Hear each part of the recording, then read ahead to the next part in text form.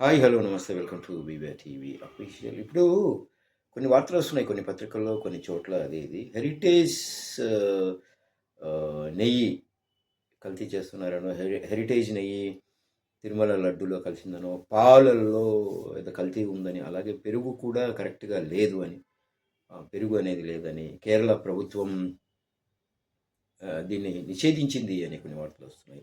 దీని మీద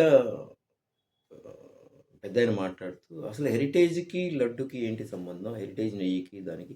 అదేదో హెరిటేజ్ నుంచి ఇంకొక కంపెనీకి వెళ్ళి, ఆ కంపెనీ ద్వారా ఇక్కడికి సప్లై అయిందని కదా వాదన. మరి దాని గురించి కోపం ఎందుకు సార్? కోపం ఎందుకు?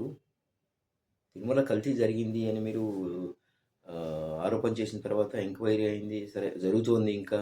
ఏమేమో వార్తలొచ్చాయి. సుప్రీంకోర్టు ఇంకా అదని, ఇదని అని కదా!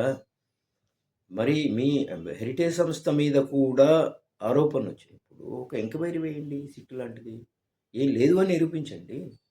దానికి దీనికి కోపం ఎందుకు? దాన్నేంటి, మా ఏదో మా మా ఇలాకాలో లేదు అలా చేయడం మేము. మా పద్ధతి కాదు అని ఆవేశం ఎందుకు అంటున్నాను నేను. ఎంక్వైరీ చేయమని చెప్పండి ఒక ఆరోపణ వచ్చినప్పుడు. యాహ్! నిజమైతే తెలుస్తుంది. లేదు అంటే హ్యాపీయే గదా! హ్యాపీయే గదా! మరెందుకు అంత ఆవేశపడిపోయి? అసలు నాకు అర్థం కావటం లేదు ఏం జరుగుతుంది. ఏమిటి ఇది? హెరిటేజ్‌లో దాన్నేమంటాం, కల్తీ జరగడం ఏంటి?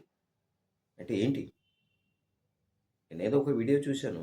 ఇండియాలో ఉన్న ప్యాకెట్ వెనకాల అదేదో ఎసెన్షియల్ ఉంటుందట. ఫారిన్‌లో వెళ్ళే ప్యాకెట్ల మీద అది ఉండదట. ఏమిటో? ఆ! ఏమిటి సార్? విచారణ చేయించండి, తప్పేముంది?